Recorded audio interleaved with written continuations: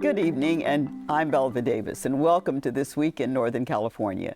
Joining me tonight on our news panel are David Bacon, Associate Editor, New America Media; Victoria Colliver, healthcare reporter for the San Francisco Chronicle; Rachel Gordon, City Hall reporter, also with the Chronicle; and Carla Marinucci, senior political writer with the San Francisco Chronicle. So, Carla, you heard it. The governor said, I'm going to find a way to get a budget. What is he going to do? I mean, you heard his YouTube message, which came out on Monday. This situation is just ugly, ugly, ugly. No other way around it. We were here just last week in this very chair. It looked like the Republicans and Brown were talking and things were going to get done. On Monday, he came out with that YouTube message, suspended all the talks with the Republicans, and said, I just don't know what they want anymore. They don't seem to know what they want anymore. In fact, the Republicans have put out a list of what they wanted, 53 items, 7 pages, including things like county fair management, and it went on and on from there. Brown has called it all off. He now says he's going to do a state tour and actually talk to voters himself. He's put out a pension plan of his own and says he's going to get it out there and pass this legislation with or without Republican support. But the bottom line is the budget. What happens now? What is Plan B? Is it no election, which is possible? Maybe they'll try and do this all up in Sacramento without going to the voters. Is it a September election, a November election?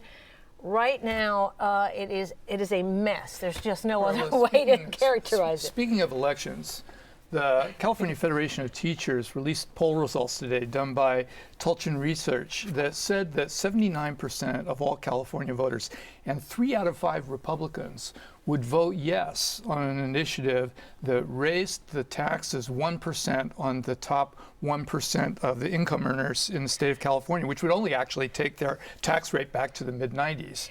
You know, it's interesting you raise that point, David, because the Republicans have continually thrown up Andrew Cuomo in New York saying, there's a Democratic governor who has delivered a budget without taxes and done it early. How did he do it? Well, New York has exactly what you're saying, a surcharge for those who make over $250,000, which has helped close the budget, which has huge support from the taxpayers of New York. That's only one of the ways Cuomo has been able to do it, and Brown hasn't.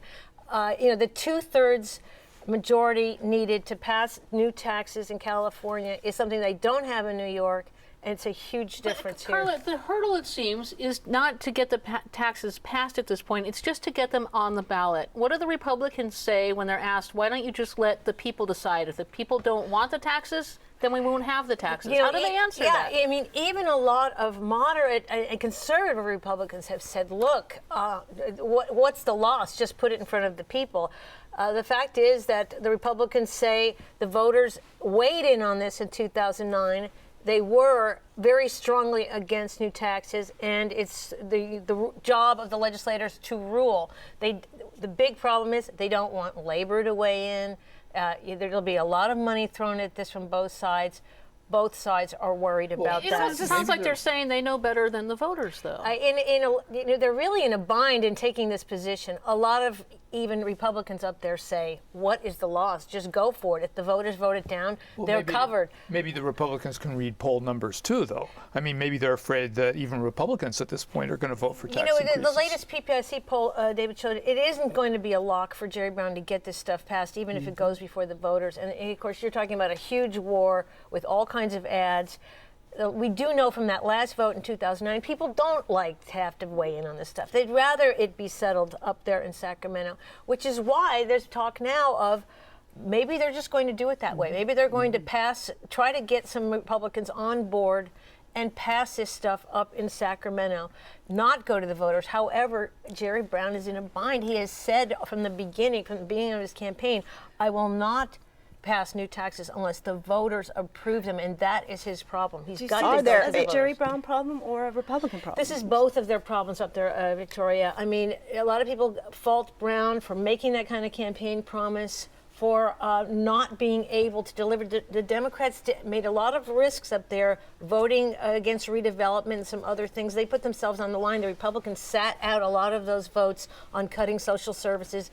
So the Democrats aren't happy with Brown either in some ways, but this is a very heavy lift for Jerry Brown. Is there a way, he's worked it hard. Out of those 52 items on the list, to discern what is really important to Republicans? I mean, at some point, won't they have to, pick out a few things that are possible? Absolutely. I mean, we do know they want a spending cap, they want pension reform, they want regulatory reform, which includes rolling back environmental regulations as well. This is some stuff that, of course, Democrats don't want to give in on, but Brown himself has said, pension reform being an example, look, we know we've got to do something here.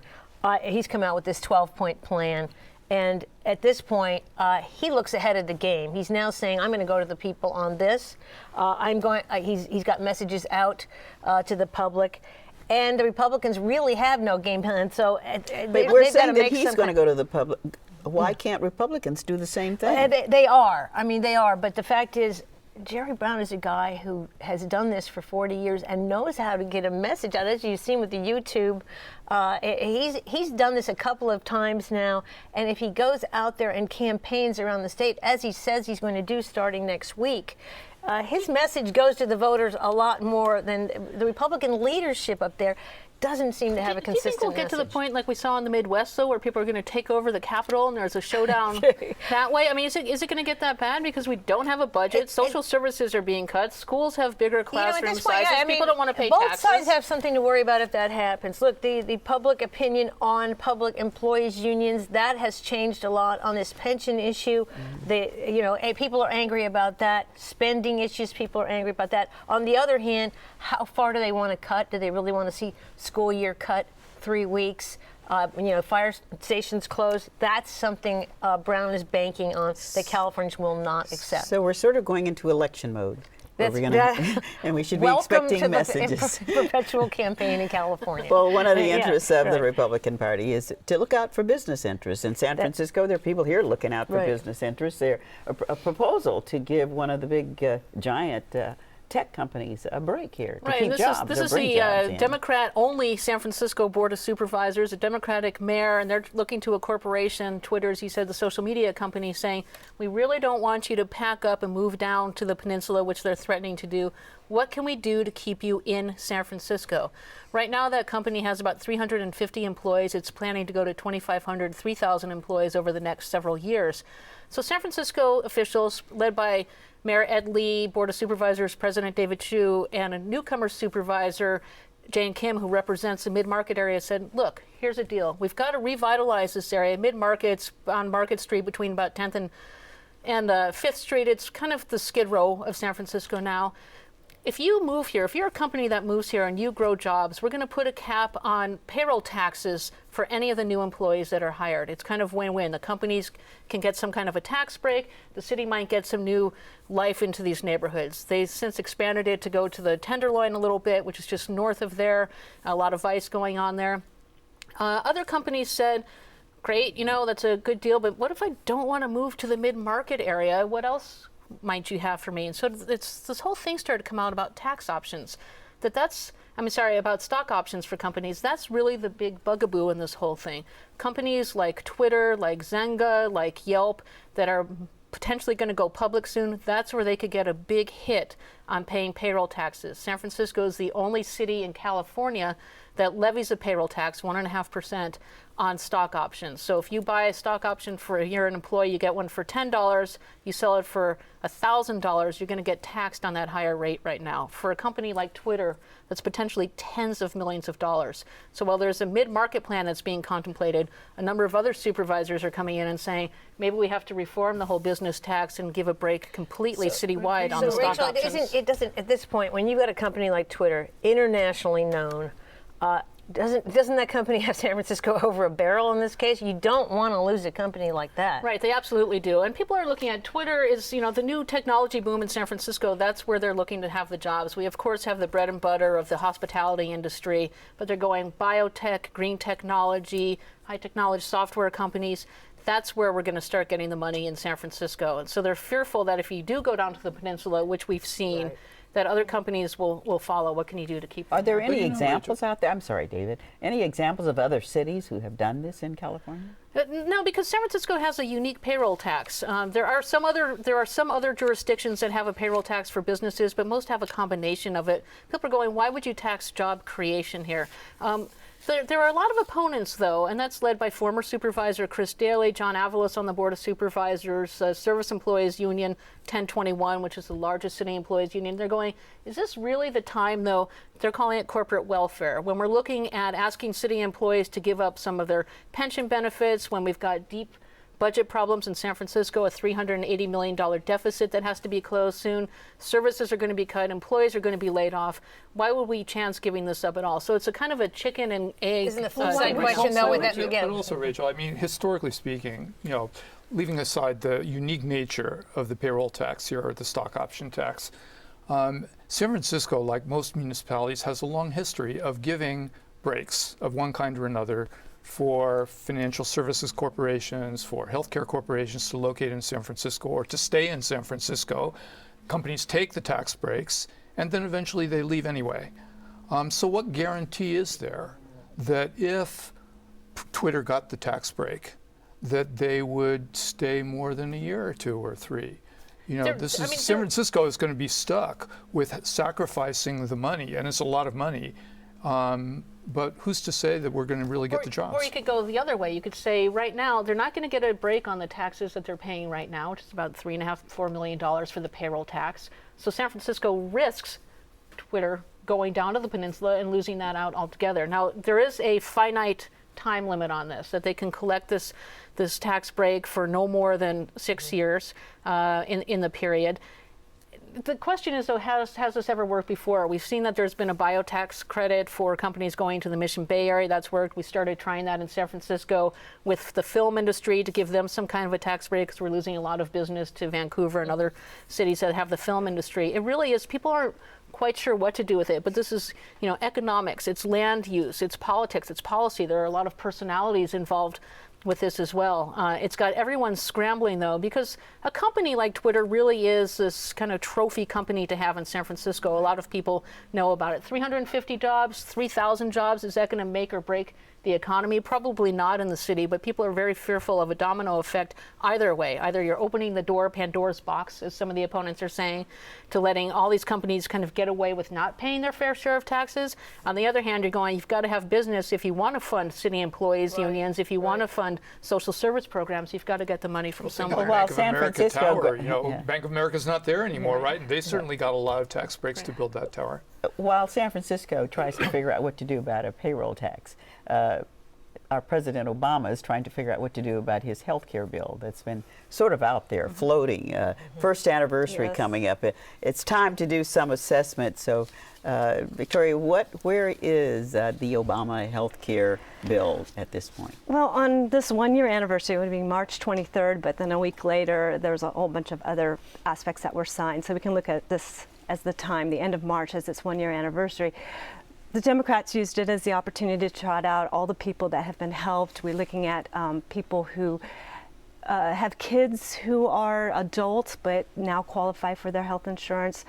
We have a reduction, actually elimination of caps and spending limits, and also the elimination of the pre-existing prohibition on children's health insurance. So we have a number of people, and there's more than that, being helped. But there's also masses of people who are not being helped.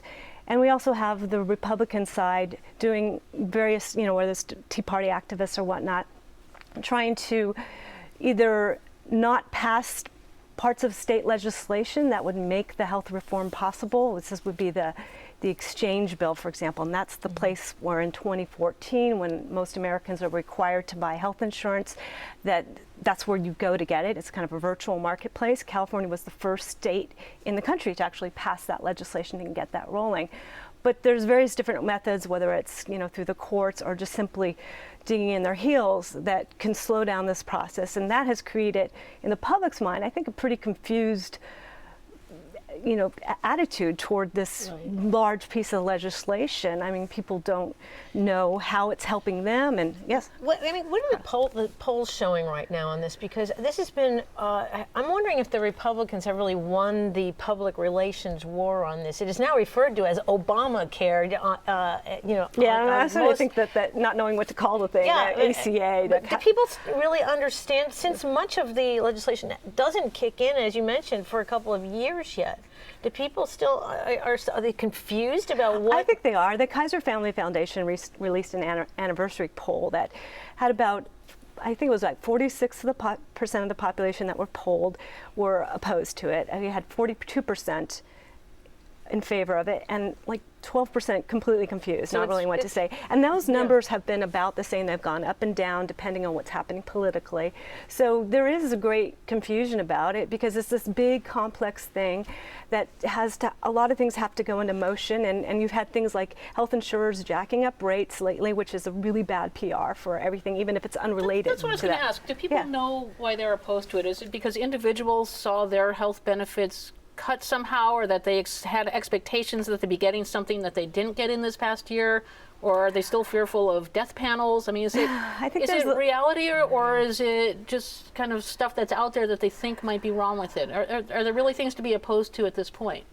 I think what people are opposed to is they've looked at it and say, how is this really helping me? And if you're the mass majority of people, you get your coverage through your employer, and that really hasn't changed. So they look at these dollars that are eventually going to be poured into the system, and that hasn't really helped them yet. And meanwhile, they may be paying higher rates for their insurance. So we've had a number of clinics that were supposed to be the answer and part of the solution to this problem closing, key clinics that were providing definitely critical care to many people. How does that fit into this whole pattern? The clinics are interesting because when we talk about the whole part of the bill then would be, or the law that rather, would be to shift a lot of people into public programs. Where are they going to get their care? Well, a lot of them are going to go to the clinics. So the reason this isn't starting tomorrow is because it's going to take time to ramp up. You have to increase the primary care population. You have to have these clinics there which serve as a safety net. Meanwhile, you look at a lot of them rely on different sources of funding that have since dried up. There's been some influx of money to clinics through either the stimulus fund and eventually, and already started through the health law. But for a lot of them, it's not enough. There clinics, some of them are free clinics, some of them qualify. It's very confusing, but many of them are struggling. Well, are they going to be able to survive, Victoria? Some of these are clinics like Asian Health Services or clinics that serve a particular population that isn't going to be able to get health care services if those clinics close. You know, in what you're writing, you say that there's a period of 2 to 3 years that they have to survive before the money from the federal medical insurance program kicks in. Are they going to be able to survive? I think most of them, especially if they've been around for a while, feel pretty confident. But we'll have to see. Well, some famous ones are on that list. Haight-Ashbury, Martin Lyon. But up in Sacramento, they're doing something that we only used to see on foreign soil. There's going to be something called a remote health care day. Remote area medical, which is, they got their name, I think they started in the mid-'80s, I want to say, overseas. But since in recent years, more and more they've been doing these huge events in this country where they're going to be in Cal Expo in Sacramento this weekend, and next weekend they're going to be in the Oakland Coliseum, and they just bring in all these volunteers. People show up, they line up the night before, they try to see about 1,000 people a day, as many as they can, as many volunteers as they can. So they're looking for. I mean, the Air Force does this now with their personnel. They go to foreign countries and have these massive 3-day health fairs for people. That's exactly, and they always turn away people. They can only do as many as they can, and many often thousands are turned away. Yeah, and so in the East Bay next week, there will be, and it's free to whoever gets on that line. They don't ask and any wait. questions. No question. And it's dental and it's everything. And it's vision and it's medical, and they're doing the best they can to treat as many people as possible. Well, some good news on a story that had a confused assessment. Nothing confusing about what Cesar Chavez wanted for farm workers in this country. We're celebrating Chavez Day. And so, David Bacon, what's the state of farm workers today? Well, the union did make a really big difference in the lives of farm workers in many ways, Belva. We don't have the short-handled hoe in California fields. Most workers have bathrooms and water. You can imagine what it might have been like to work in a field in which there were no bathrooms and water, which is what life was like before the union came. The union helped workers to get political power. And so if you go out to the San Joaquin Valley or the Coachella Valley, you find lots of small towns where there are Latino mayors and Latino city councils. And that's a product of the upsurge that the union was part of as well, too. And at its height, farm workers made good money, or at least better money than they do today. Farm workers made twice the minimum wage, which would be the equivalent of farm workers making $16 an hour now, which is certainly not what they get anymore. But that being said, Belva, in a lot of ways, the conditions of farm workers have deteriorated pretty substantially. The minimum wage is the wage for most farm workers today.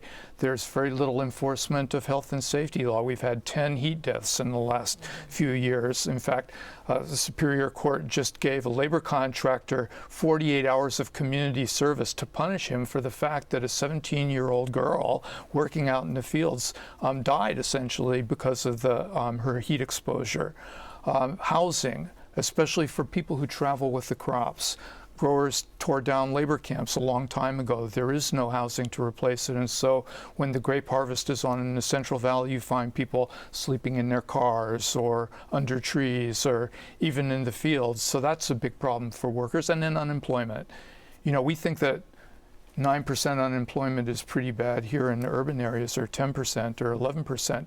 Well, unemployment is always pretty much double what it is in urban areas in rural ones. Imperial Valley, the unemployment rate right now is over 30%. David, are a lot of the farm workers or farms unionized at this point, or is it a small number and then a lot of the other farms, to keep the unions out, decided we're going to try to match what they're offering their workers?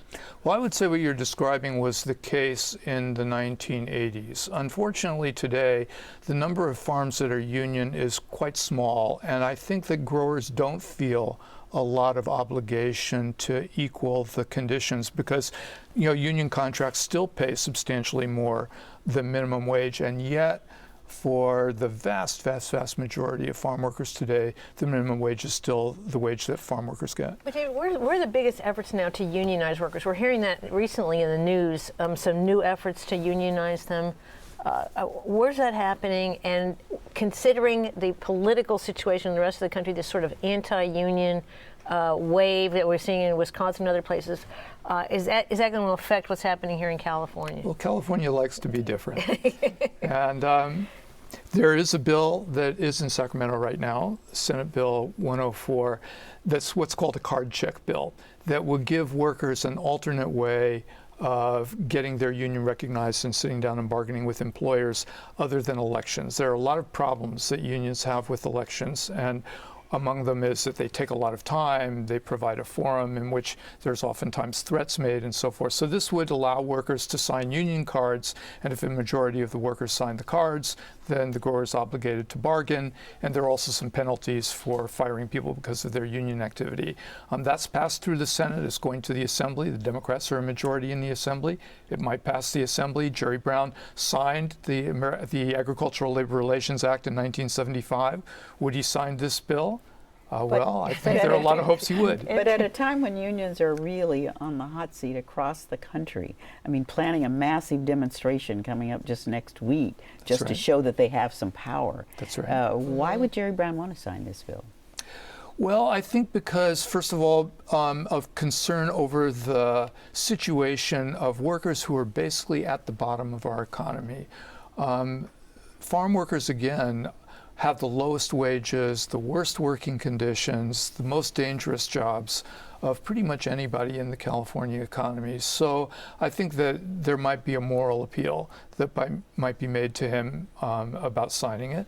But also, I think realistically speaking, when the union was strong, when the farm worker union was strong in California, it changed the politics of the state.